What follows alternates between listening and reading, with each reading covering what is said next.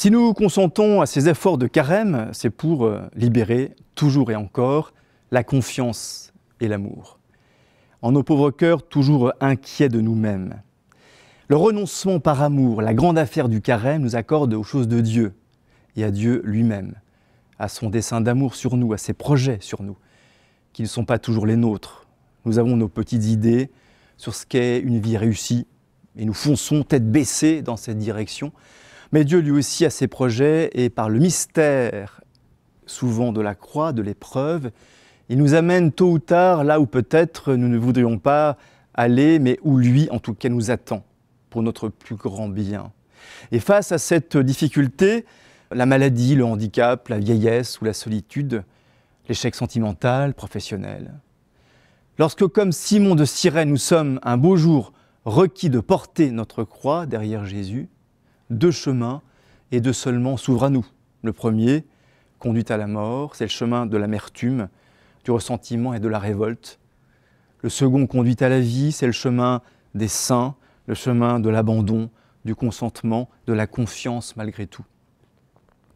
C'est la parabole de l'oiseau, selon le beau texte du père Serge Thomas Bonino, qui écrivait, pour illustrer ce point, « Lorsque par mégarde un oiseau s'introduit dans une maison habitée, dont ensuite il ne voit plus l'issue, il s'affole et n'a de cesse de se précipiter vers la lumière la plus proche, la plus évidente pour lui, et il se blesse violemment contre la vitre, mais rien n'y fait.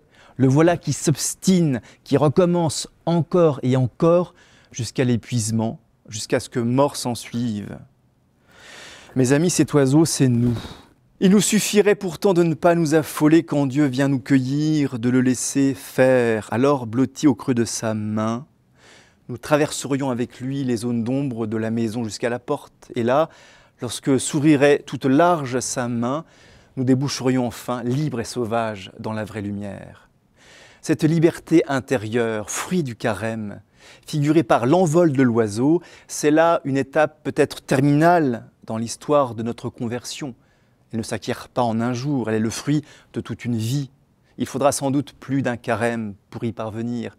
Patience, Paris ne s'est pas fait en un jour, le saint non plus.